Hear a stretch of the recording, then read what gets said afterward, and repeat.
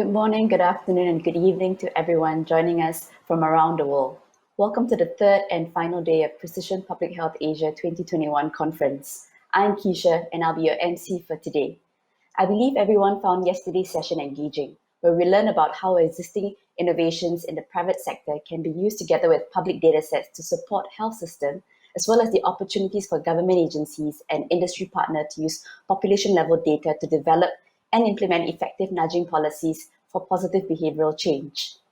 But before we start today's program, allow me to quickly run through some housekeeping announcements. During the panel discussions and as the speakers are sharing, you may submit your questions through Slido on the right-hand side of the screen. You may also vote for questions submitted by other participants. Please note that all questions will be moderated. Please feel free to also visit the virtual exhibition booth during the break and connect with other participants at the networking lounge and share your thoughts on the engagement wall. Also, stand a chance to be one of the 10 lucky winners to each walk away with a 200 Apple e-voucher. Find out more about the participation rules and guidelines by clicking on the rewards tab. If you're sharing on social media about your experience attending this conference or your thoughts about precision public health, please use the conference hashtag PPH Asia 2021. Today's first plenary session, COVID-19 and Precision Public Health, is kindly brought to you by Platinum sponsor Roche Pharmaceuticals. Drawing from the lessons learned throughout the pandemic, this session will discuss the accelerated use of precision public health technologies and the challenges and opportunities that come with it. Associate Professor Swee Liang, Vice Dean of Global Health and Infectious Diseases Program Leader at the Hock School of Public Health at NUS, will be moderating this session. Liang is an infectious disease physician who has spent the past decade researching and treating patients with antibiotic-resistant bacterial and invasive fungal infections.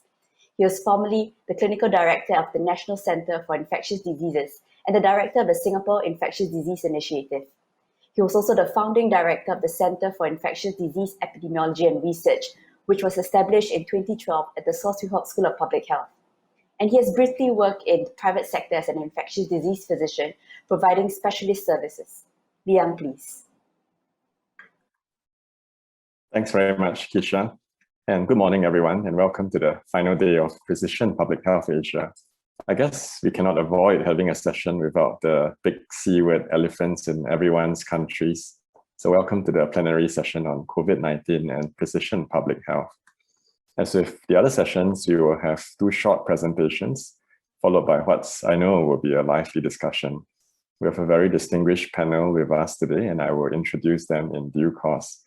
Do enjoy yourselves, and we also welcome any questions that you may post through Slido, which you can start doing anytime from now. Right. So our first speaker is Dr. Este Geraghty. She is Chief Medical Officer and Health Solutions Director at Esri. So she heads Esri's worldwide health and human services practice and has been very passionate about transforming organizations through a geographic approach. Previously, she was the Deputy Director for the Center for Health Statistics and Informatics at the California Departments of Public Health. And so she is, I guess, extremely informed to give us her presentation, which is on how spatial and temporal precision have changed the game. Dr. Geraghty.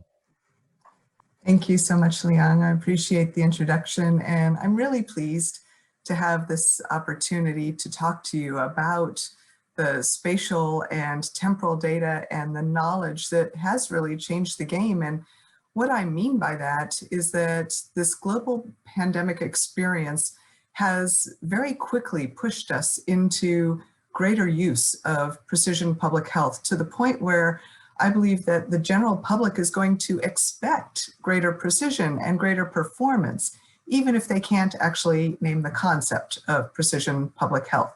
So in my remarks today, I'm going to share some examples of the spatial and temporal work that I believe has really inspired this global change in expectations and, in fact, in the advancement of what is our mutual cause. So making sure that my slides are advancing. There we go. Good, it works. I really have to start this discussion where I start many of these discussions with the world famous Johns Hopkins University dashboard. because this single dashboard has been viewed trillions of times, since the start of the pandemic, and it is considered the most viral map-based application in the history of the world. It was built by a graduate student and Shandong under the guidance of Dr. Lauren Gardner at Johns Hopkins, and it was built on the Esri ArcGIS platform. And the dashboard really broadly demonstrated the value of geographic information systems, or GIS, for health applications to this global audience. Now, second, the fact that the JHU team put data sharing as their first priority was a huge enabler for thousands of organizations to be able to visualize and analyze, plan, and make better decisions in their own local COVID-19 response. So I think this is pretty much what open data is all about. Now, also the JHU dashboard, by comparison, I think exposed a lot of gaps in our public health systems in collecting and sharing data with the public, and it exposed a lack of interoperable systems that could have potentially provided more easily a cogent national and global picture of the pandemic. And I think it inspired a lot of questions about who should be the authoritative data resource in a situation like this. And the JHU dashboard, because it was updated so regularly, it was so timely, it built expectations among all of us for real-time and near real-time data. Now, after the JHU dashboard and frankly, a plethora of lookalike dashboards popping up across the globe, the next precision-related innovation we saw was human movement monitoring. So anonymized and aggregated cell phone data from organizations like Unicast, SafeGraph, and others showed how well communities were doing with social distancing behaviors, as well as information on things like the numbers of visits for individual points of interest, like supermarkets, gas stations, and home improvement stores. And I think this really provided a lot of great insight into human behavior that was useful for policymaking. Now, some jurisdictions took this even a step further by doing individual device tracking. Nowadays, the technology even allows indoor tracking. When that's combined with outdoor information and analytics, we can start to do things like detect areas of high traffic and dwell times to really understand higher risk. And this was done in some airports and some large businesses that had spread out campuses. And we also saw things like the work that was done in the UK to analyze sidewalk width to assess the likelihood that people actually could maintain 6 feet of physical distancing. And here is a great example of various kinds of policy information like mask wearing mandates, school closures, or business reopenings. And this is one of my favorite applications using spatial and temporal data for really precision GIS. What you're seeing is aggregated social distancing data over time, where red is an F grade for social distancing and blue is an A grade. And this is the state of California, and the layer that just came up was the date that the stay-at-home orders went into effect. So you can see below that it was all red, right? There was no social distancing required. And there was a big difference between California coastal counties. They did pretty well with the social distancing, but the inland counties didn't do quite as well, but still made a good effort. Well, something happened towards the end of April, and we started to notice crowds heading to the beaches. So why is that? So you can start to pull in other layers of information to understand. In this case, we thought about temperature and went to NOAA for some authoritative weather data. And you can build that up over time using what we call a voxel layer. So now we have, I went too far. I'm probably going to take too much time to rebuild this one, but basically what you find, I got happy with my clicker, is that the correlation between social distancing and weather is very strong, so that when it gets warmer, people stop social distancing.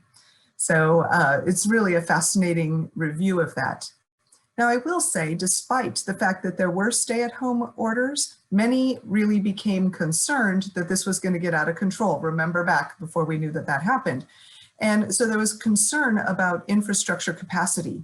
So models started popping up like CHIME and CDC's COVID-19 surge model and other models that used social distancing data along with hospital bed utilization rates to model the healthcare system's capacity to care for their local populations. Now, our spatial statisticians added locations and spatial variability to these models so that analysts and decision makers could see which regions or even which exact hospitals were going to be more impacted, when that would happen, and for how long it was likely to last. Now, one of the next areas that got a lot more precise was contact tracing. Now, as you know, contact tracing is a process that health departments perform to help break transmission chains before an infected person has a chance to spread that infection to other people. And I actually became a certified contact tracer so that I could make sure that I really fully understood this process. Well, what we were able to do was apply GIS to help health departments collect and manage their contact tracing data, do rigorous analytics, and evaluate their processes. Now, what you're seeing here is a sample of a typical contact tracing form. And I kind of blew up that exposure information section. It's the only part that has location data in it, but the level of location data that they're collecting just isn't very useful. Like, have you traveled domestically? And if you say yes, what state did you go to? That's not going to help us make decisions or understand community spread. So we developed apps to make gathering all of the survey data much easier, as well as fine scale location information.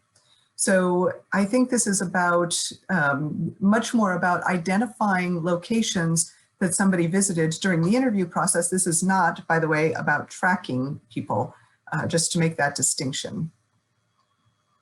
Now, when you have that location data, you can start to do things like link analysis. And with link analysis, you're going to develop better understanding of the person-to-person connections that, of course, are that traditional focus of contact tracing. But there's an and here.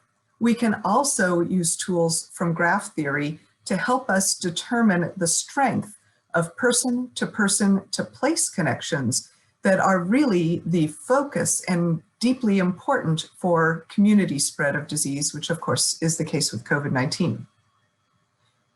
And I would say that evaluation of the contact tracing process is critical because in this case, speed is of the essence.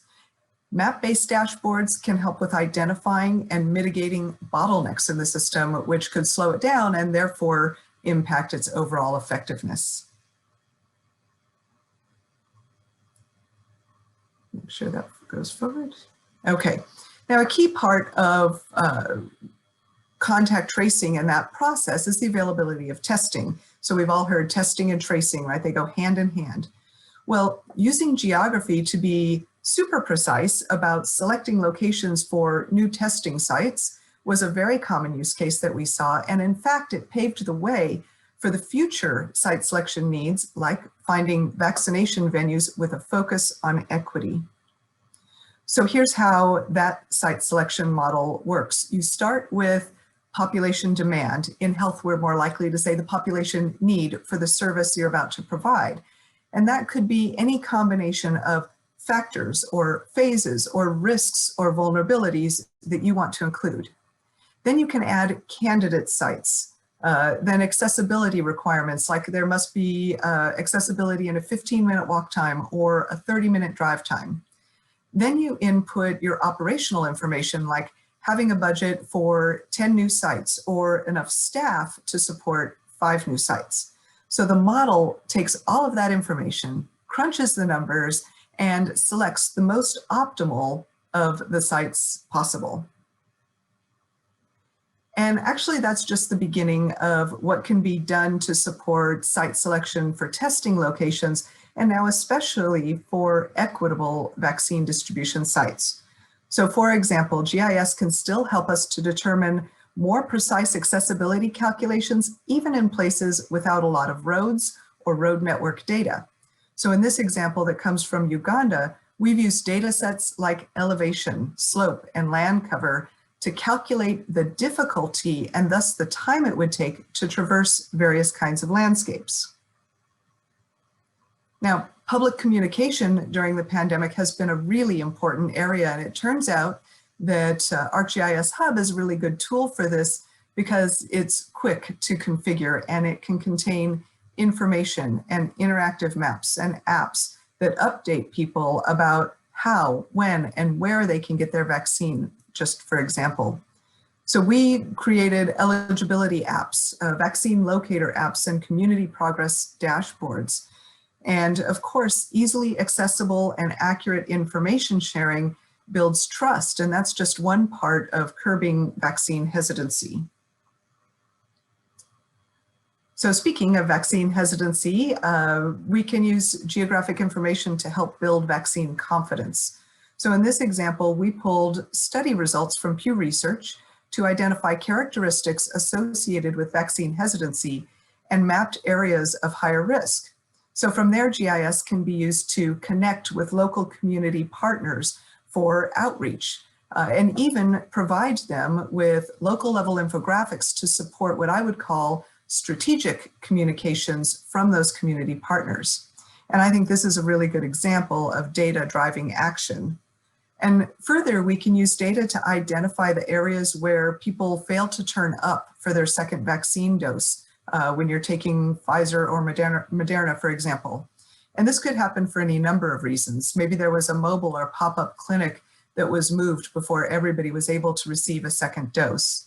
Well, GIS can help identify these areas and even actually leverage demographic data in quite a different way to create more resonant messages that will appeal to the locals and deliver them through the most relevant channels and in the right languages. So using GIS to support vaccine distribution can also extend to solutions like site planning and crowd management at vaccine venues. We have tools that can help track the supply chain to minimize the impact of any disruptions that could occur. And even applications like a COVID-19 screening questionnaire for employees or visitors who might come to your buildings, and things that would support what is being called the future of work. We've also configured an inventory management system for vaccines and the vaccine supply kits that's really quick and easy to use because it can read the vaccine barcodes from your smartphone. So the pandemic and all of its consequences and ramifications has been and continues to be difficult, no doubt about it, but we've learned a lot. We've seen incredible innovation and we've shown new ways to get things done. So as the pandemic eventually winds down, I think we can't lose momentum. We can't rely on muscle memory and the way that it's always been done before. I just say that's not acceptable. We need to harness the funding and the public demand in our year of lessons learned and technological advances to leapfrog to the next level. And so I'll just say that GIS is one powerful option for addressing all of the aspects of crisis management life cycles. It really speaks directly to spatial and temporal precision in identifying disparities, ensuring accessible resources, and making strategic and targeted decisions that make us all healthier. I, for one, am truly encouraged by what we can do, I would say in the next 2 years, to transform our public health response systems, improve our resilience, and continue adding precision to our public health practices. And with that, I simply want to say thank you very much for the time to share these thoughts with you. Thanks very much, Dr. Geraghty, for the excellent talk. And certainly this pandemic seems to have given an extra boost to GIS-related work. I'm a little bit concerned about personal privacy, as I'm sure are many, but I guess it's for the public good, and we can discuss more about that later. For those of you in the audience, please feel free to submit your questions. We still have no questions so far, and I hope that this talk will help to break the dam for the questions to come in. Next up, we have Mrs. Rachel Frizberg, who is the Area Head of Asia Pacific, Roche Pharmaceuticals. Mrs. Frizberg has worked in the pharmaceutical industry for more than 20 years and has held various positions both in UK and globally. She started her career at 𝗪𝗪𝗀𝗃 in the UK in 1993, subsequently moving to a few other different companies before joining Roche Pharma in May 2006, where she had spent 5 years working with decision makers in Asia to develop strategies to improve healthcare systems. So she is extremely well qualified to speak to us about how to build a better future together with digital transformation of public health and healthcare, particularly from the pharmaceutical industry's perspective, including touching on the Asia-Pacific Personalized Healthcare Index. So Mrs. Frizberg, over to you, please.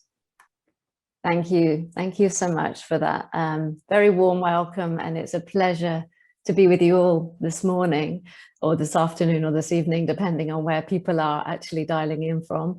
And I just, having listened to Dr. Geraghty, just can really echo a lot of what's already been said. I think clearly there's been so many challenges that we've had with the pandemic, but and really need to see that there's been a lot of traction and movement and progress made. And I'm incredibly optimistic with the way that we can move forward and take these learnings forward. And so with that, I want to be able to share a few thoughts on some of the work that we've been doing in the background to think about how can we really pressure test and think about the resilience of our healthcare systems as we move forward. And so when really thinking around, we've touched on this as part of the conference over the past few days, as how we've seen the way that there's this digital transformation has taken hold and really this uptake through the COVID pandemic, whether it's looking at telehealth and remote consultations, we saw real shift, whether it's been virtual clinics or connections, being able to connect patients in more rural parts of the country, say in Philippines or in Indonesia, for example, through using virtual consultations and remote connecting with technology.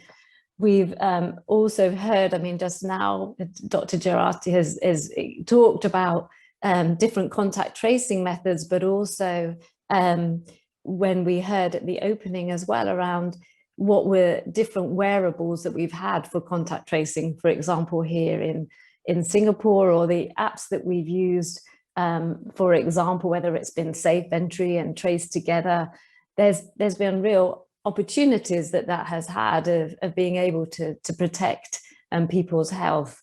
And then, of course, we've had smartphone antigen tests as well that have come through. So always trying to find easier ways of trying to make testing as accessible as possible to different people in populations as well.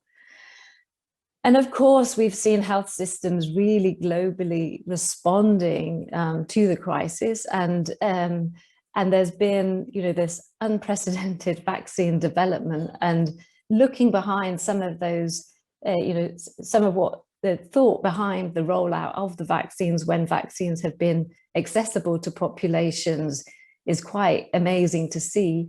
But at the same time, of course, there's been a ramping up of testing capabilities.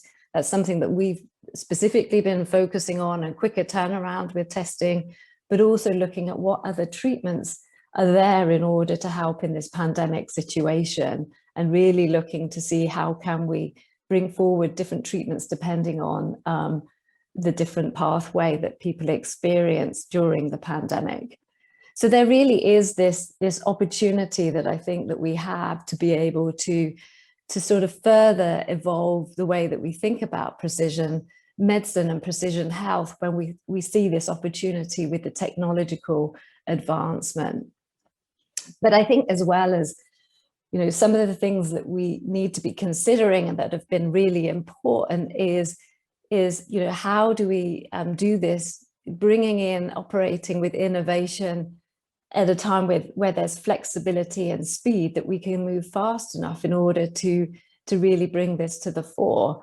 And I'm seeing that there will be this real opportunity, and I think we've where we're starting to see that with data, that healthcare systems can really think about how can we move much more towards preventative care as opposed to needing to treat the sick, and where I think even in the pandemic, where we're still seeing certain countries where they're really just trying to fight the situation that they're in, as opposed to being still in that preventative state. And so how can we use data and technology to be able to advance and move us forward there as well?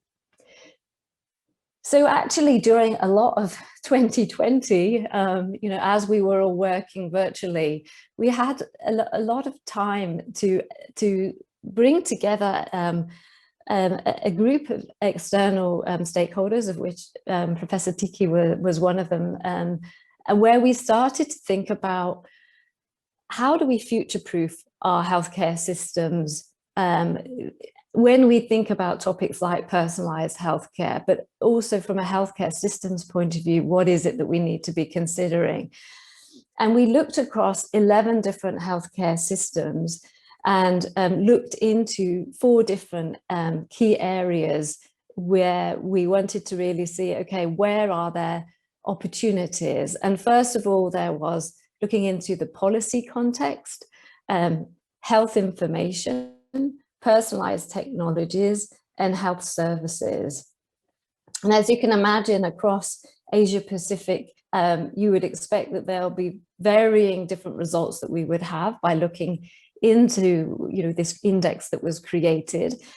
But the idea behind it was not to benchmark different countries. It was really the opportunity of how can we learn across different health systems and really look to see where are there opportunities to potentially leapfrog, for example, or strengthen our health systems and learn from each other at the same time. And so that was really the opportunity that we were looking for, and also to say, okay, what could the future of healthcare be like, and how do we really make sure that we're in a great position to be able to capitalize on that moving forward in order to bring better outcomes for patients. And so one of the areas that was really important that came through that we needed to think about is, of course, around precision medicine really relies on technology, and technology relies on data. And it's about, when we look at the insights that we can actually have through data, which I think is a great example of what we've already seen this morning, but how do we make data and insights truly accessible, but at the same time be thinking around some of those other issues that we need to think around about building trust and that comes with that, and people feeling comfortable with their data being shared. But I think we've seen many strides with countries really focusing in on this area. And, we've had, when we look at the track record of where technology is, particularly in the Asia Pacific region, I was looking at a Deloitte study recently, and if you look at things like, for example, where technologies can come in and give this opportunity to leapfrog, and take, for example, in China, you see 87% of smartphone penetration in comparison to maybe countries like Canada, where it's 83%. Or in India, smartphones owners report like 64% of 4G connectivity compared to about 40% in Germany. And in China and India, 15% of people are actually report owning or have access to wearable or devices, in comparison to, say, 2% in the United Kingdom. And so for me, this is some data that was done from a recent Deloitte study, but it just shows, I guess, some of where there's some differences in the use of technology that we can also leverage and choose opportunities to leapfrog when we think about the importance there of how we can connect this data, but also how we can ensure it's used in the right way, and really making sure that it's connected across from a health systems perspective. And so that sort of, comes on to this topic of interoperability and also better data security, which is one I'm sure which will come up this morning, because a lot of it is around our own behavior and how confident we feel with providing our own data or understanding how our own data is being used. But again, through the indexes, we saw that there's some great strides in countries that have been able to make a lot of progress when thinking around strategically, how can we set health systems up in order to be able to better share data at scale and in a meaningful way. And when we look at it from a healthcare perspective, of course, we've seen countries like Taiwan and China, where there's long-term strategies, whether it's linked to electronic health records, of being able to think around how do we create national platforms and share biomedical big data. I think it's also really important to consider the other side of that, of when you can maybe have countries like India, where it's a highly federalized health system, and then they have additional obstacles to think about when maybe it's not so easy to share data across, and then how do we overcome some of those potential issues.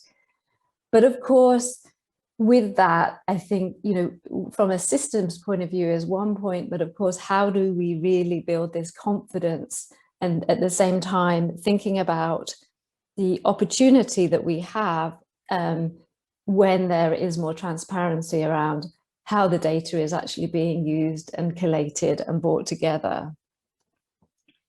So I think with those thoughts in mind and thinking about what we have really learned over the course of this pandemic, and continue that learning, because as the pandemic evolves further and we need to, it moves more into an endemic, then it's thinking around how is it that we know that in this setting, it's not just one company or one organization that can really solve for this alone. It really needs to be a collaborative partnership, really looking at how we can bring this different thinking together that can really then support the precision health, precision medicine, but in a way that brings a win-win-win, that I think that it's to the individual, but also to the populations, and of course to the governments as they're working through as to how to plan in these challenging times, but at the same time moving forward, that we take these learnings and then think how this can be applied into other settings as we move into really thinking about the opportunity and the impact that we can have on health together collaboratively. Thank you. Thank you very much, Mrs. Frizberg, and for sharing a vision that is both inclusive as well as eminently possible for the near future. So with that, we have ended our two talks, and there are already questions that are appearing on the Slido list. But first, let's welcome the other members of the panel who will be joining Dr. Geraghty and Mrs. Frizberg. We have Mr. Colin Lim, who is the Chief Information Officer and Group Director for InfoComm Technology and Data at the Ministry of Health, Singapore. Always a mouthful, Ministry of Health titles. So Mr. Colin Lim has been through both the public sector and the private sector, and he has a lot of experience in multiple leadership roles in this region. And his last appointment was as the Senior Director of Planning and Organization Division in the Ministry of Home Affairs. We also have Mr. Larry Lofgreen. Mr. Lofgreen is the Chief Technology Officer and Chief Data Strategist for Health Catalyst Asia Pacific. And he has been working with multiple clients of Health Catalyst around the region and has had more than 35 years experience in designing and delivering data and analytics solutions across multiple industries.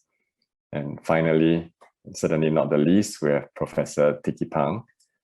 Professor Tikki Pang is now visiting professor at the Yong School of Medicine, National University of Singapore.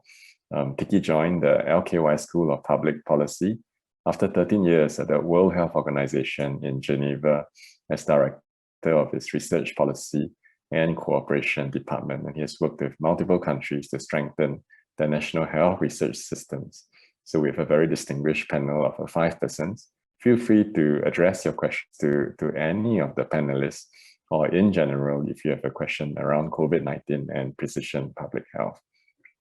But I think let's start by giving some of our new panelists the chance to share their views on this area. I'll start with Mr. Colin Lim, whom I've known for a very long time, since as children we used to play chess together. Mr. Lim, what do you think is the role of government in creating regulatory frameworks that safeguard data security and privacy without, compromising too much innovation or utility? Over to you. Thanks, Liang, and great to see everybody here in this panel on this very exciting topic. If I could just share 3 points very quickly in relation to Liang's question on the role of government. But before I go into that, I think I just want to make the point first, which I think both Este and Rachel also said. COVID-19 is unfortunately a global tragedy on many, many levels. At the same time, it's also been this transformative opportunity in digitalization and in precision public health. So I think we need to look at it from both perspectives. Coming on to the 3 points that I will quickly share. The first one is that I think we need to be specific in terms of what types of data we're talking about. The second is an acknowledgement that every country is different and that there's no single universal solution. And third, I'll just quickly share about the Singapore experience itself. So in terms of data, both Este and Rachel shared many different types of data. At the government side, we are very conscious that whether it's personal data, sensitive health information, de-identified or anonymized data, there are different use cases, and we need to look at these in their unique details. I think it's challenging to just paint a broad brushstroke across all these different data types. The second point then very quickly is that every country is different, both from a geographical point of view, since we talked about GIS, but more importantly in terms of the relationships between the individual citizen vis-a-vis the government and other stakeholders in this ecosystem that we're all in. The levels of trust in public institutions is a very key consideration when we talk about public health. Then on to Singapore, I think we've been quite fortunate in Singapore where trust levels in public institutions have generally been quite strong. And during this COVID, we've had by and large public support for many of the things that we've been doing. My team and I have been involved in lots of the different aspects of COVID itself, from contact tracing all the way now to the vaccination program itself. So quickly, in terms of the question Liang asked, how important is the government? I would say it's got a very important role, but it's got to work together with the other stakeholders. In Singapore, just quickly, our framework is on the first level, legislative and regulatory. So we've got the overall Personal Data Protection Act, which sets the whole framework for how we organize data. Then at different levels, we also regulate the public and private healthcare, and we've got different structures there as well. Coming on to the Singapore side itself, we do have a National Electronic Health Record System, which has been really important during this COVID period. We also want to involve the public, and therefore we've got apps like Health Hub. Just now, Rachel mentioned in Singapore, we also have other contact tracing apps, Trace Together, Safe Entry, and these have been very important in how we've used this going forward. Just touching on, I also think government has important roles to play as we think more deeply about telehealth and vital signs monitoring remotely. And the last point really just to end off is we do not exist in a vacuum. While COVID was happening, we had this larger debate on the role of the big tech companies, whether it's Google, Facebook, and Apple, and the roles we have in terms of data. So just that as a quick overview. Back to Liang and the rest of the panel. Thank you. Thanks very much, Mr. Lim. Singapore does not believe in small governments, and you can see that as well in what's being done here and some of Mr. Lim's answers. Next, but Could I ask Mr. Lofgreen, who in some ways also represents the private sector here, what do you think are the opportunities for the private sector, especially now that we are going into the mitigation and vaccination phases in terms of precision public health? And it'd be great if you could keep it to about 3 points, because I see a lot of questions coming in that I think the audience would like to address. Thank you. Sure, thank you, and I'll be quick. First off, though, I want to say thanks for the opportunity to participate. You know, we know that as the tide rises, all boats float higher with the tide, and it's really, as we associate with so many like-minded and caring individuals, it's truly a privilege to increase understanding, and so I'm grateful for that. Second is just real quick, at some point in time, and this applies to the private side of things as well as the public, what we are calling precision public health simply needs to be termed healthcare. Because the fact of the matter is, when I talk to people who are not in healthcare but are patients, they expect what we're already talking about, right? That's what the expectation is. And really, when we're not delivering precision public health care, we are failing to meet expectations of the patients in general. And that's today, that's not 5 years from now. And so we on the private side as well as the public side need to be focused on how we do that. And that's why conferences like this are so good and so timely. And then the other thing is we need to solve the data sharing problem. It's too siloed, particularly when we have both private and public healthcare systems. The data tends to reside too much, it's too siloed, it doesn't cross the boundaries very well. And the cost of that lack of data sharing is actually astronomical. Just one talking point for later data point, if we think of presentations by Dr. Brent James, who was formerly with Intermountain Healthcare. Many people know him. He's now a strategic advisor for the Singapore Ministry of Health and currently on staff at Stanford Medical School. He estimates that 30 to 60% of healthcare is waste in a various types of waste, that type of spend. Okay, think about that in terms of GDP for a country like Singapore. That means perhaps 1 to 2% of Singapore GDP is spent on waste in healthcare.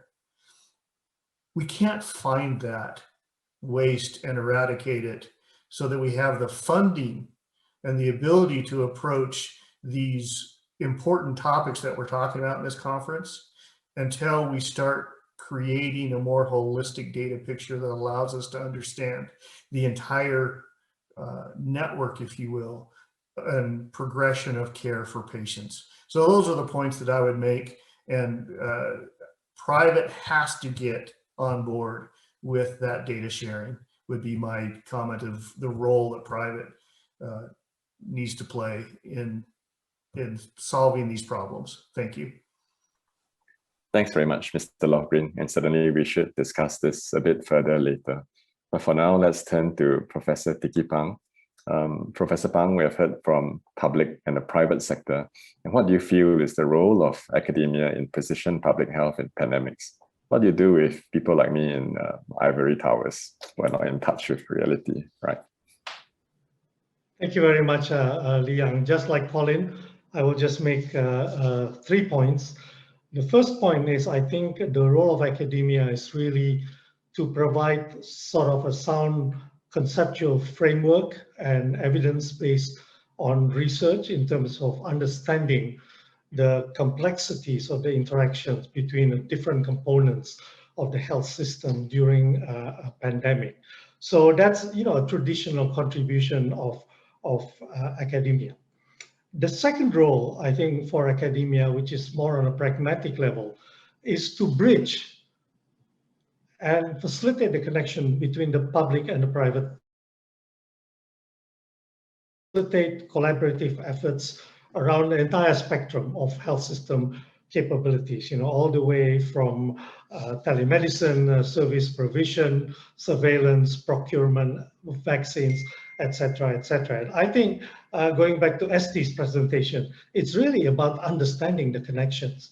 And I think academia can play an important role in that context. And based on understanding the connections, academia can then develop best practices and guidelines that could inform organizations like the WHO that I used to work for to sort of set appropriate guidance and standards for countries with the ultimate aim to reduce inequities. And I think this was a very key value that was highlighted both by Este and by Rachel. So that's the second role, bridging the gap between private and public sector, including what Larry just mentioned, breaking down silos in data sharing between those two sectors. The third point that I'd like to make regarding the role of academia, it is something that Liang, you already mentioned yourself, the concern around safety and who owns the data, the misuse of such data privacy concerns. So I believe the third role of academia is to do a lot of research, once again, to help to set standards around interoperability and data security. I think that is something that academia, once again, ultimately to inform WHO, which can probably set the relevant standards. My observation here is that this field, digital transformation, digital health, artificial intelligence, is moving so rapidly that we cannot keep up in the context of what is the due diligence, what are the necessary regulatory steps that need to be in place to safeguard privacy and rights. So let me end in that context by quoting Martin Luther King, who once said a long time ago, "Our scientific power has outrun our spiritual power. We have guided missiles and misguided men." Thank you. Thanks very much, Professor Phang, and especially for sharing that quotes at the end. I think we all paint a very nice picture of public, private sectors and academia working together. It doesn't happen all that often in real life, but we can all work towards that. Now we have got a series of questions coming in. And the first of this is for Dr. Geraghty.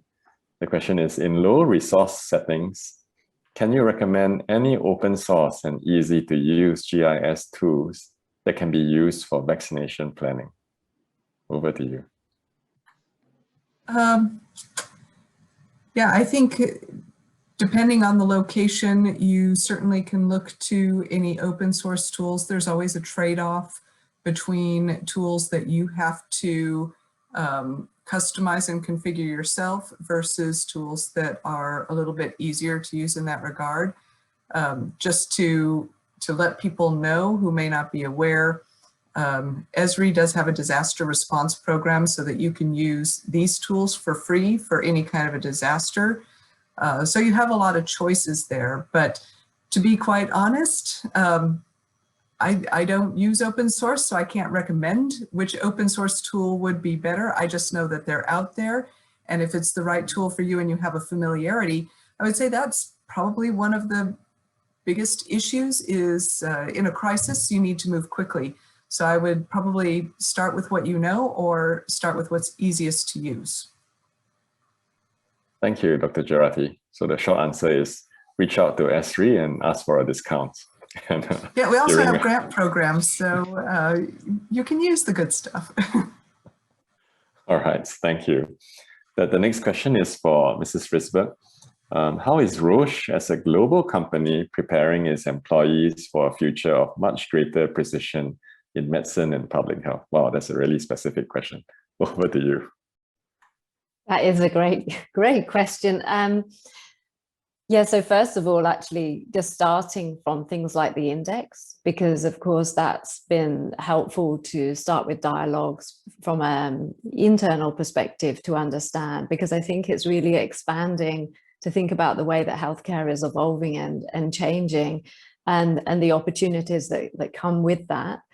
I think the other way is really we're encouraging our employees to really think about the whole perspective and getting a better understanding around, who are the other healthcare systems partners that we can work with in order to bring the medicines forward and into the healthcare systems, but understanding as well the context that each different healthcare system mentioned. I think Colin was mentioning around that, and I touched on that earlier in the presentation. There's so many different contexts that we need to think about. But first of all, of course, understanding what is the context of the governments themselves, what they're wanting to achieve, but at the same time, how is it that we can be able to collaborate? So I think it's partly a shift in mindset around thinking around how we're collaborating and working together. But the other is also about just understanding around what the technologies are that are available that can help to move things forward, and taking a much broader view, and at the same time as well, working much closer together as an organization. So what we've moved away, I think, from just taking one medicine approach, but really thinking around what is that patient or person journey, because we want to move much more towards prevention as opposed to thinking about sick care, as I mentioned. So what's that real holistic approach that we need to think about? And I think what struck me with the listening over the past few days with the conference has been around the behavioral aspects and how we really need to take that into account at the same time as we're thinking about the medicines that we're bringing. So really taking that whole person approach to healthcare. So those are some of the things that, I guess, the conversations that we're having, and really encouraging people to think in those ways. I hope that answers the question. Thanks very much. That's a great answer. Maybe we should invite you to come to talk to some of our public sector clusters, because now we are shifting towards population health, but we are kind of still stuck in hospital care for many of us. I'm going to move this question up because I think it is relevant, and perhaps Professor Tikki Phang, followed by Mr. Lim, can answer this. And what factors should stakeholders keep in mind so that data generated and collated is indeed meaningful and we don't end up data rich but insights poor? Professor Phang, what do you think we should do about that?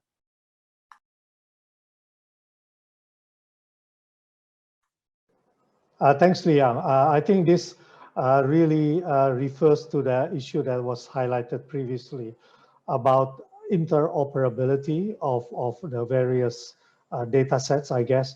But going beyond that, perhaps it is also about maybe some agreement on the nature of the data itself. What is the most relevant data that is equally useful to both public, private sector, to policymakers, to consumers, to sort of perhaps identify the idea of a minimum data set. Okay, when I was at WHO, we developed a clinical trials registry platform. And one of the things we did was, in consultation with all the stakeholders, define what would be a minimum data set that would be useful to everybody. And then WHO played a role in setting standards around that data set. So that's in terms of the data itself. The interoperability question is obviously a lot more technical. But I think that is the quick answer to your question. Thanks very much, Professor Phang. And Mr. Lim, do you have any insights to share?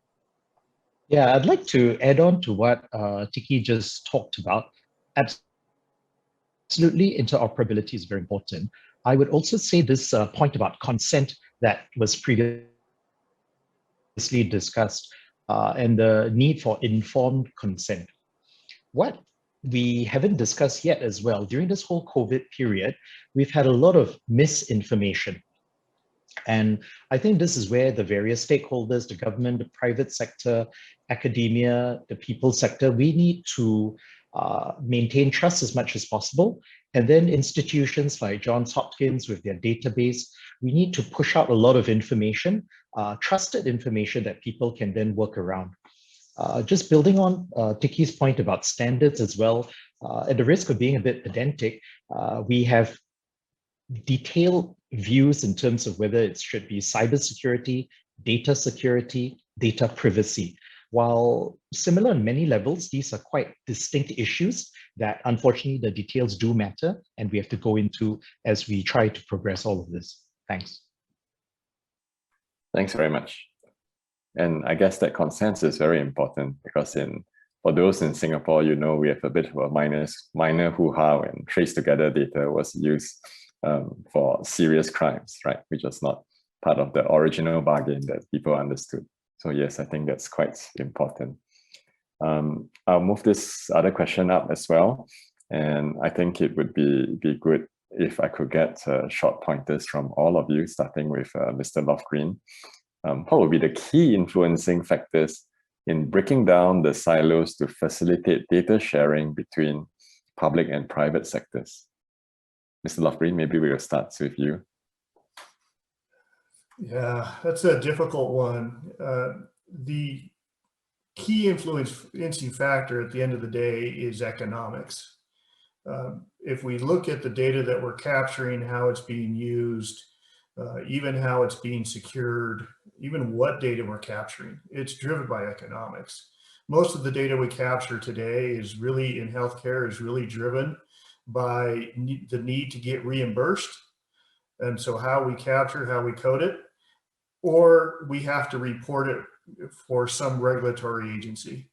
And it's actually one of the things that prevents us from being more precise. And so it's actually exciting to see things like genomic data, geospatial data, things that are not being done for regulatory purposes coming into the fray of healthcare data. But really the siloing right now is based upon economics. And so there has to be a change in the economic landscape. And we can talk more about that at some time of what mechanisms there may need to be put in place, but it really gets down to economics. Thank you. Thanks very much. Mrs. Frizberg, do you have any comments coming from where you stand in the pharmaceutical industry?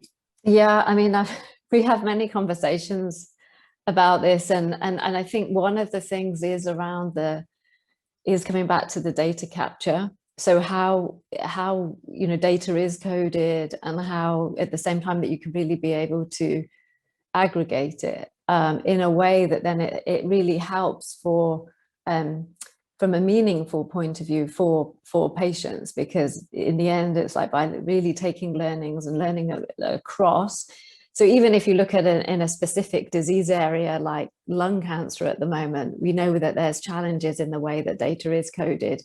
And so how can we find ways to find some commonality there, so that then with the intention that then there's this opportunity to get the greater learning and to be able to sort of predict how patients might be able to respond to treatments in the future. I think the other one is of course around thinking about what data is actually recognized. So that's, you know, going back to the point just mentioned around you know, when it comes to reimbursements, for example, there's only very specific types of data that's being recognized. So how can we evolve the thinking so that, you know, as we were mentioning earlier, technology is going so fast, but how do we sort of bridge this gap with the regulations as well? And I think that, for me, that requires dialogue. And listening to each other's perspectives and understanding and thinking where we can find different ways to have use cases to be able to move forward and test different approaches. So that would be my short thoughts on that one. Thanks very much. And I was struck, Dr. Geraghty, by your presentation, which certainly did seem to show quite a bit of data sharing for GIS applications. So whether you have any thoughts about this area? Sure, data is always the first question that everybody asks, so I always have thoughts about it. And in terms of what I presented and the data that we use or our customers have used, it's all non-sensitive data. So there was really no problem there, but there's so much opportunity to use data that may have some sensitivity And that's really a very different discussion. But I think when we talk about what are the influences to doing better with data, I would say that while I totally agree that economics is an important one, I think there's this culture and attitude about data sharing that is not prevalent yet.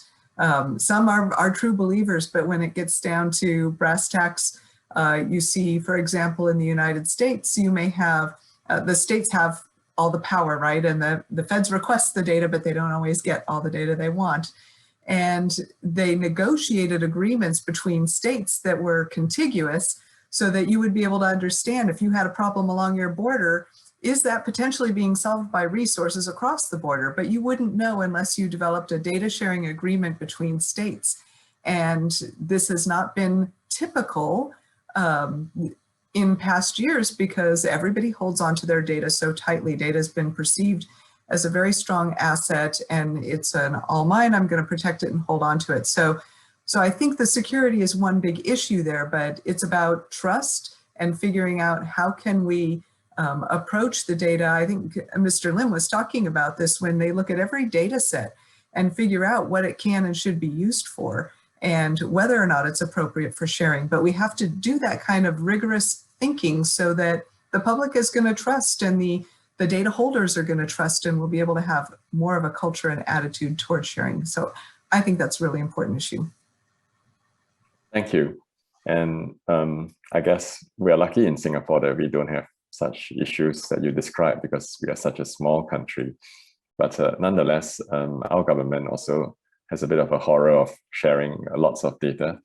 And so, Mr. Lim, perhaps you could give us your perspectives on this and perhaps also think about, is there something that public and private sectors could do in advance rather than to have the data, then think about how to share it?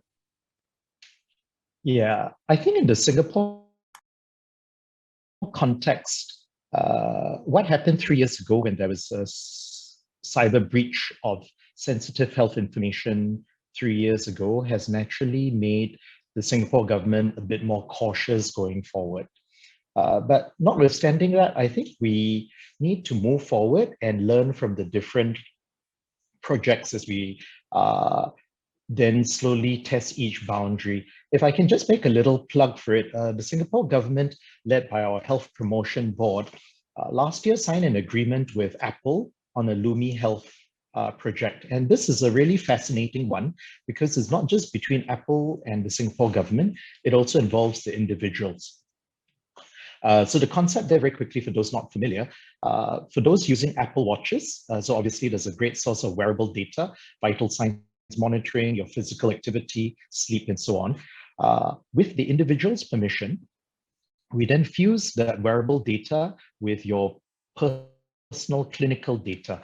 And so I've signed up for it. And if you just want to get an example of how careful we were, at least on my phone, the consent stretched into 15 screenshots. And because I was interested, I actually read through every paragraph.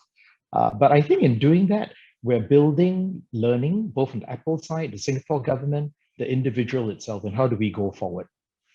If I gave another quick example and something on the other speakers touched on, so far when we talk about population health or precision health, sometimes the data sharing has been more one way than it ought to be. So very often, at least in Singapore, the doctors are required to contribute, the general practitioners as an example, data upwards into the systems if they pick up diseases and things. But we do know that for successful precision medicine, that sharing needs to be two ways. So we're also now starting to think through to what extent can we share back some of the data that the government has with the general practitioner so that the general practitioner with the individual's consent has a more holistic view of the individual and therefore better able to look after their needs. So no simple answer, but I think we need to move forward through taking little steps like the ones I've just described. Thank you. Thanks very much, Mr. Lim. And finally, we come to Professor Pang, who had earlier said that maybe academia can be the trusted partner in this three-wheel enterprise. But why should people trust academia with data, Professor Pang? Yeah, I think, Liang, your question was what are the most important barriers between, promoting better collaboration between the private and the public sector. And I think Larry and Colin and others have identified some of the factors, which includes economics, data sharing, data access, etc. My response to what are the barriers builds on what Este has just re-emphasized. And I think the three key barriers are trust, solidarity, and commitment to collective action. Collective action for what? And collective action, in my view, is for the highest attainable level of health for all people. That actually is the mission of the WHO. And it touches very much on the equity angle that has been made many times today. And personally, I believe that that is actually the ultimate aspirational goal of precision public health. Thank you. Thank you very much. Mr. Lofgreen, there is a follow-on question for you, which is, could you elaborate more on the influence of economics on data capture and how may public-private sector help drive meaningful data capture and usage? I mean, we know that tech companies suck up data like there's no tomorrow, but perhaps you could also share some of your insights on this.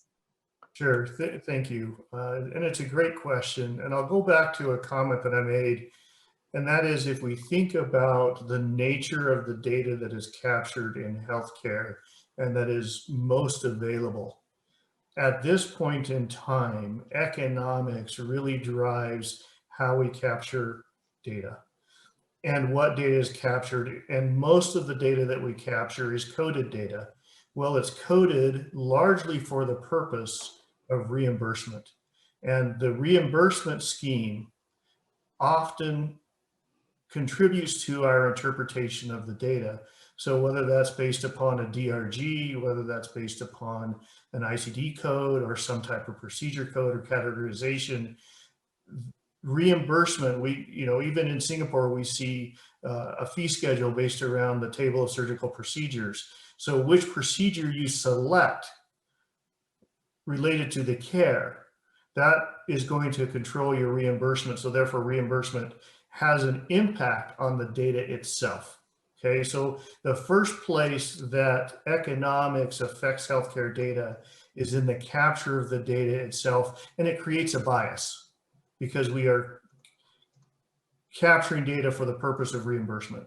And so that's one of the economic levels. Another one I'll use is in Singapore in the private sector, where we have situations, and this isn't just in Singapore, this is in others, where a lot of our healthcare institutions are actually operating somewhat as landlords, right? They're not necessarily even healthcare institutions the same, in that they contract out space. So maybe they own the operating rooms, and maybe they own the office space and maybe the equipment, those types of things, but they contract that out for specialists and doctors to operate their practice basically independently. And so, like, again, I call them landlords and, and leaseholders, if you will. What is the economics? What is the benefit of that lessee? So the person who is leasing the space, what is the economic benefit for them to participate in sharing data? Is it an increase in volume? Are they going to get more patient care? Are they going to get better reimbursement rates? Are they going to be able to participate in panels? And paneling is still something that's very much controversial, I know, in Singapore and other places.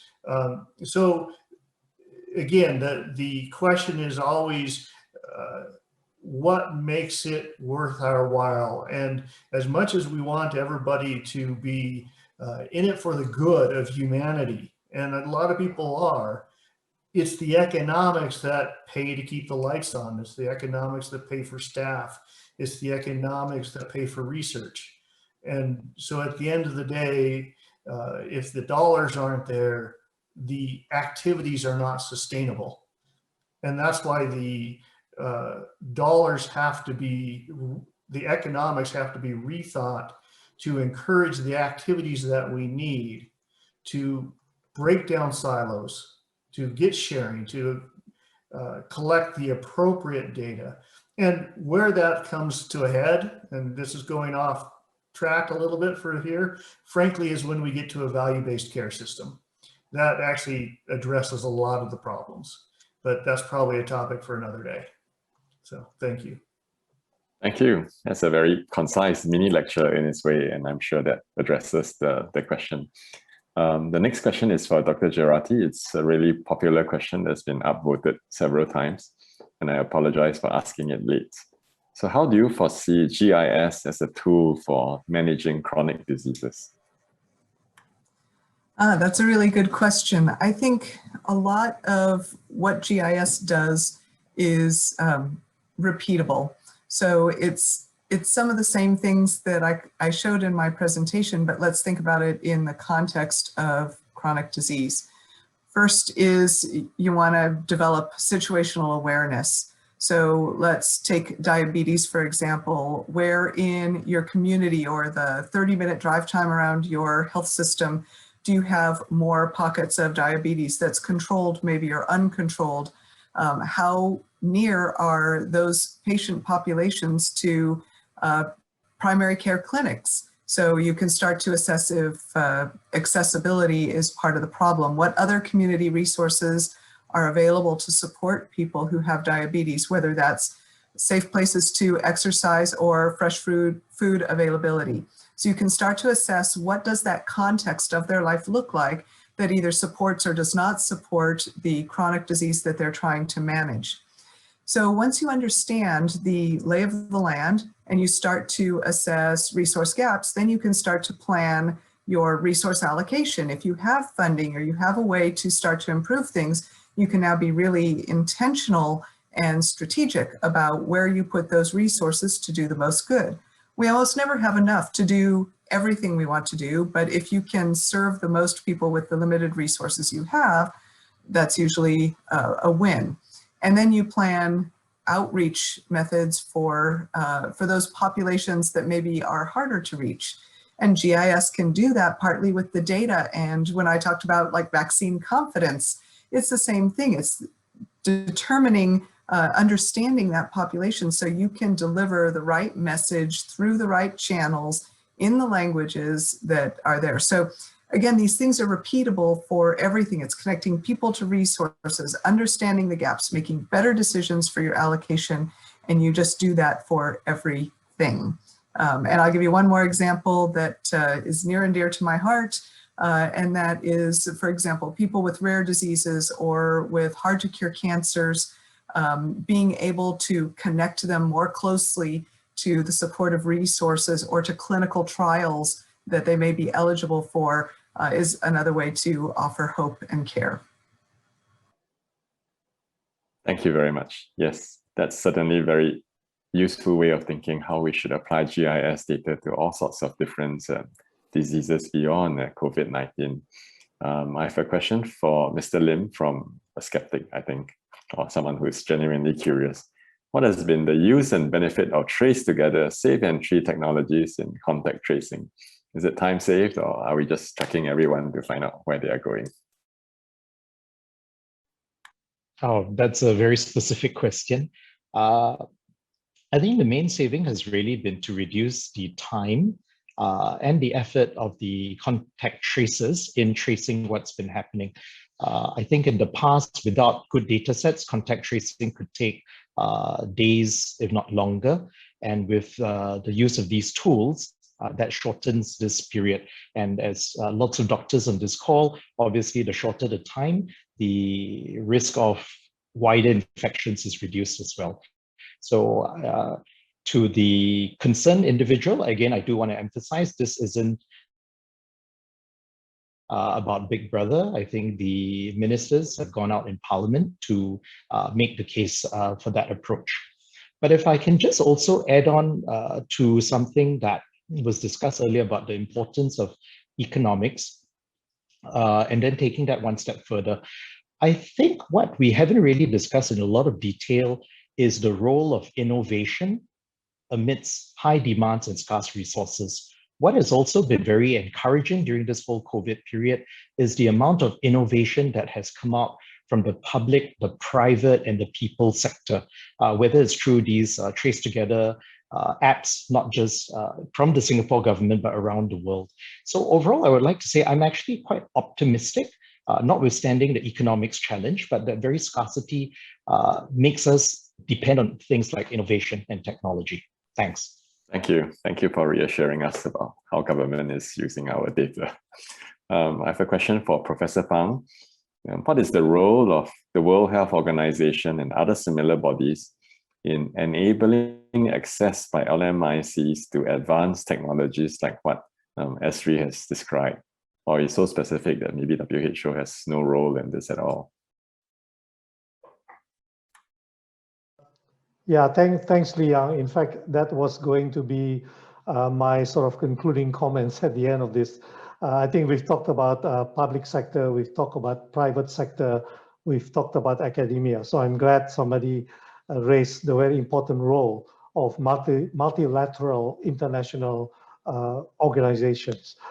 It's a little difficult to answer because this is a situation where obviously we're talking about health systems strengthening and promotion based on precision public health. So there's an obvious role for the WHO here in the context of what Esti mentioned before. How do you make the connections between all the different parts of the health systems? So setting of standards around the interconnectivity is obviously a role for the WHO. So that is a key role for the WHO, setting norms and standards and best practices, and importantly, providing guidelines, especially in the context of the question on low and middle income countries. These are countries which may not necessarily have the expertise and the capacity to develop their own best practices in order to maximize the benefits of precision public health. So they will look towards the WHO for guidance in that regard. So that's, I think, a very important role. But given the nature and the sort of very heavy focus on the technology side, I struggle a little to sort of think beyond WHO, okay? And I would hazard a personal guess here that another key organization that might be very important in the future is the ITU. That's the International Telecommunications Union, which is under the UN umbrella, which focuses on, once again, like WHO, setting standards, best practices around information and communication technologies. Now, I'm totally ignorant whether the ITU actually has expressed an interest or has actually established some initiatives in this space. So that would be the other organization that I could think of within the UN umbrella beyond the WHO. But once again, what this brings also is there a role for the private sector here, you know, who are at the forefront of the technology development. So it may not just be international organizations on its own, but maybe developing, for the want of a better word, a coalition of communities of practice. In other words, to really collectively, as I said, push forward the agenda. Thanks. Thank you very much. We're winding down to the last few minutes now, and there are still quite a number of questions to go. But I think in the interest of time, perhaps I would just like to ask the panelists to have a final concluding comments, given that the topic is about COVID-19 and precision public health. So from your experience and in your view, how can we future-proof our health systems for the next outbreak, the disease X that's coming? And perhaps we'll start with Mrs. Frizberg. Thank you, Yilang. Yeah, the words that came to mind first of all when you asked that question is really thinking about how can we actually act on the learnings that we've had from this pandemic as we move forward, and how can we collaborate together in order to really move things forward so that we're not back in this situation again. I think that there is, clearly we've heard that there's ways that we can improve on the way that we gather data and the thought that needs to go behind that. Clearly we're looking into seeing how we can accelerate research into genomics and to accelerate personalized healthcare and technologies. But I think it's also about thinking more broadly, as just what was being mentioned around wearables and other technologies and how we can integrate that into our thinking. So really integrating our thinking, and with that, integrating and collaborating together on taking these learnings forward. Thank you very much for that.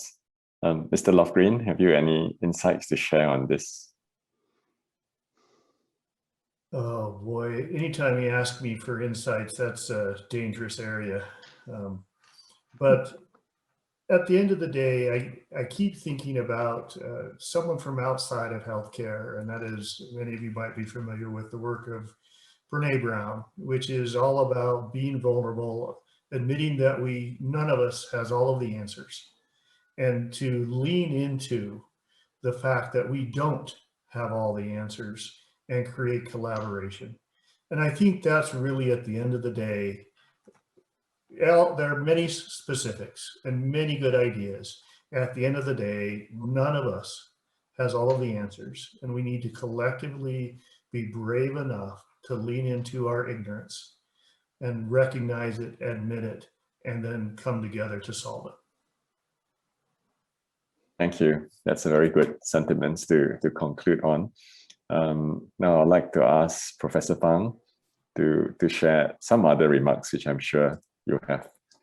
Yeah, I mean, I'm just going to keep it short. I think in terms of future-proofing our healthcare systems and, going beyond just COVID-19, I think the answer really lies in preparedness and resilience of the healthcare system.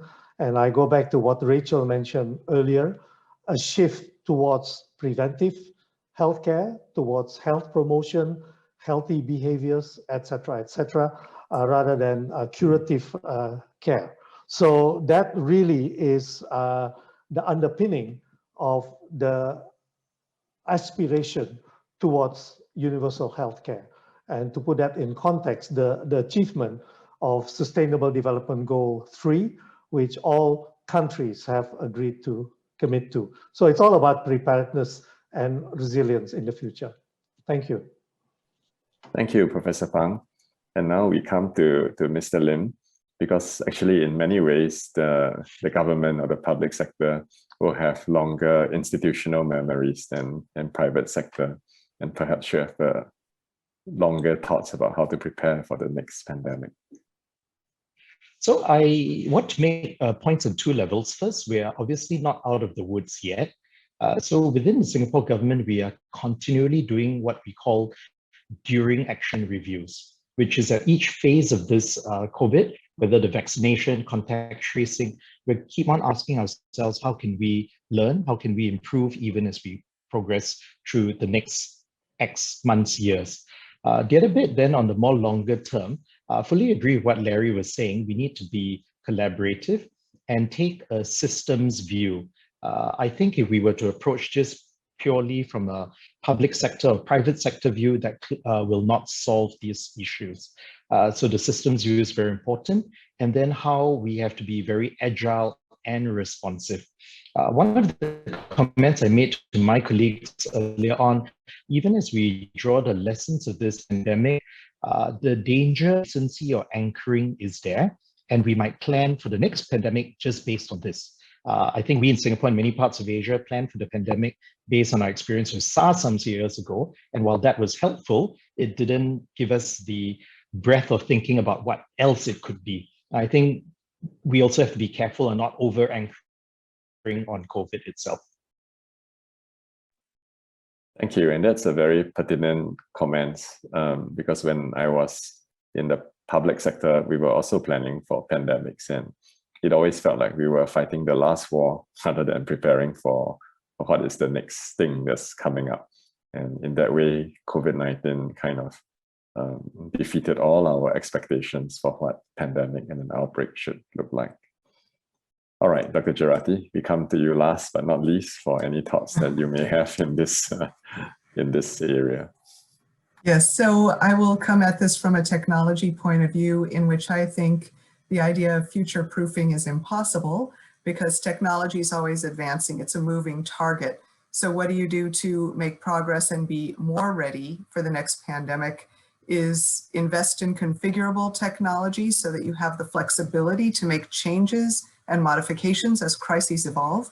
Keep your workforce trained on the technologies that you own so that they can perform that analysis and create information products quickly when the crisis arises, and focus on connecting your technologies. In other words, interoperability is so important so that you can pull data from your current data feeds and ensure that you get real-time or near real-time insights. So from a technology perspective, I think that's the best you can do to future-proof. Thank you very much. And I think all of you have given such concise and precise concluding statements that we actually still have a bit of time left. So if you don't mind, I will just ask one more question, which I think is very relevant to those of us in this area. And I will ask it for Professor Phang and then for Mr. Lim to answer, but the rest of you, please feel free to chip in if you like. And the question is, how can Southeast Asian countries combine forces and data to overcome challenges pertaining to smaller populations and data silos that could impede meaningful use of data? And Southeast Asia is unusual in the sense that it's split into two different WHO regions. And yes, its own grouping that is called ASEAN, which doesn't quite include every single country in Southeast Asia, right? Maybe Professor Phang first with your great experience in this. Yes, absolutely. I think you said it's really about overcoming silos. So it goes back to my previous comment on building on solidarity and commitment to collective action. And I'm glad you mentioned ASEAN because it is a very important regional organization. It has, as a result of COVID, shown a much greater commitment to health issues.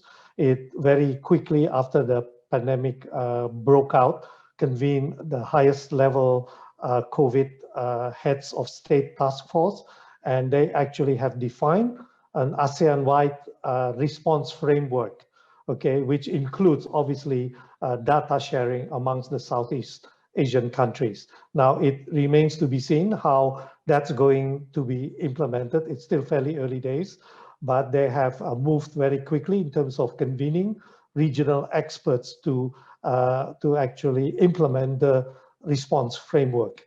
Okay, so I'm very optimistic that there is sufficient trust, there is sufficient commitment to the principle of the ASEAN community that will benefit low and lower middle income countries in ASEAN. Remember also that there are quite a few ASEAN countries that can play a very important, in a way, mentoring role.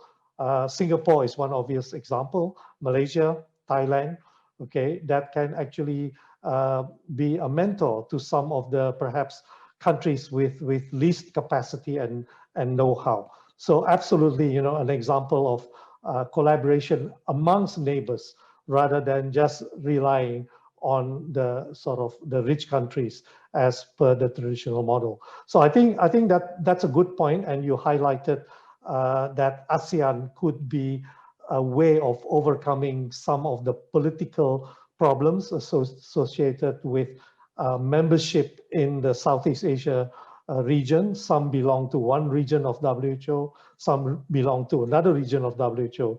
So ASEAN could play a very important role in this regard. Thank you. Thank you very much, Professor Phang. And Mr. Lim, I'm not sure if you have anything to add to that, because I'm also aware that ASEAN works by consensus, and that means that everyone has to agree before something gets done, which often results in ASEAN getting criticized for not doing enough in certain areas. I think if I just quickly add on to what Tikki said, and I agree with him in terms of what the governments are doing through ASEAN, but even academics are conferences like this very session itself will bring us forward. But if I can make a last pitch for the private sector, especially technology companies and startups, I think they can start bringing ASEAN together as well. Homegrown examples like Grab, Gojek have been able to look at some of these ideas beyond. And even we have domestic medtech startups which are doing quite interesting work in Indonesia, Thailand, Malaysia. And it's not just about the rich countries leading. Frankly, I think a lot of, or even more innovation is happening in areas which don't have these assets, and they are forced to just come out with really good ideas using cloud technology. They don't have all these legacies that the more well-off countries may be saddled with. Thanks very much, Mr. Lim. And do any of the, yes, Mr. Lofgreen, please go ahead. Yeah, to add on to what was said from Dr. Pong and from Colin, ASEAN, in my opinion, is actually in a great position to actually be a world leader. There are definitely challenges, but ASEAN, because of the relatively low spend compared to other developed areas in the world, means that they start from a position where they don't already have the bloat and solving some of these problems. And that's huge. They can do it more efficiently. Also, because of the relatively small geographies that we're talking about, and the diversity in the reimbursement systems, that bias that I talked about before around the economics and the reimbursements in the data, that doesn't exist the same in ASEAN, because each country has its own reimbursement system and nuances, so that can't be the common denominator when it comes to healthcare data and sharing data and being collaborative. There has to be a different collaboration. And so I'm actually very excited to be working in the ASEAN region, because there are so much potential. Yes, there's hurdles, but there's so much potential in this region and we talk about the role of academia. There's potential for applying, somewhat like has been done with GIS, network theory, percolation theory, some of those theories that have yet to come in full force to healthcare. And ASEAN has the intellectual capital to do that. It's just fantastic where ASEAN is poised, in my opinion, to actually leapfrog much of what has been done in other countries that have unfortunately spent money and created systems that are not as effective, but now they're entrenched. And ASEAN doesn't have to do that. Thank you. Thank you for that glowing view of ASEAN. That's refreshing. Dr. Geraghty, I don't know if you have any thoughts to share on this. No, frankly, I think the local experts said much more than I could contribute on this particular topic. That's fine. Mrs. Frizberg, you have worked in this area a number of years, this region a number of years. I don't know if you have any thoughts on this as well. I just want to just echo what's been said. I mean, I was just smiling, listening to those comments, because I think there is this opportunity to leapfrog in ASEAN and to embrace the technology and new types of innovation and technology. And we've seen that through the pandemic, and we've seen that, like, there's been many signals of that. And so, and this is, I think, as we just, alluded to, that you don't need to build these different, you could just look at things in a different way and in a different approach.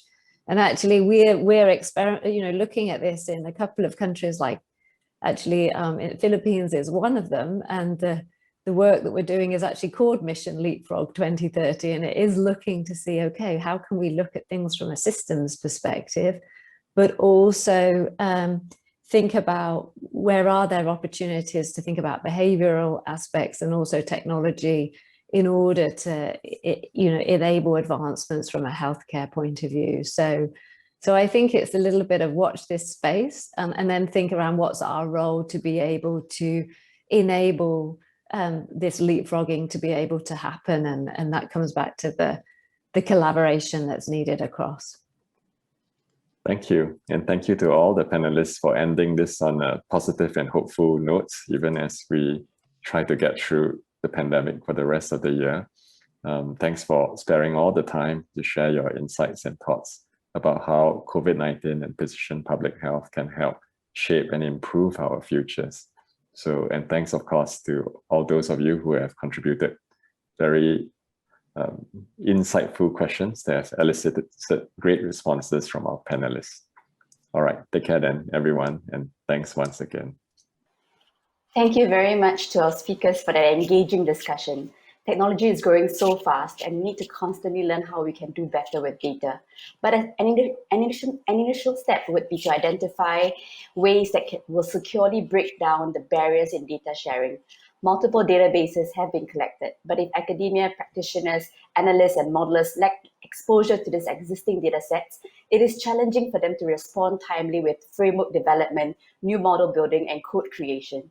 Perhaps it would be helpful to revisit the idea of the minimum data set while ensuring that while upholding regulations around data security, data privacy, and cybersecurity. It is great to hear that the government in Singapore is exploring a two-way traffic of data sharing with the practitioners. In the next session, The Future of Precision Public Health in Asia, we'll discuss the opportunities and challenges in unlocking the full potential of precision public health in Asia and our commitment to the collective action. Ladies and gentlemen, we'll now enter a 30 minutes break. And while you take your break, do visit the virtual exhibition booth and the engagement wall. Connect with other participants on the networking lounge. And you may also read up more on the speakers and the last session in the programs tab. Do not forget to check out the rewards tab as well and complete the activities to stand a chance to win a $200 Apple e-voucher. Remember to use the hashtag PPH Asia 2021 if you share about the conference on social media. You can join the next session by simply going to the Programs tab, clicking on the Watch Now button next to the session title, The Future of Precision Public Health in Asia. Thank you.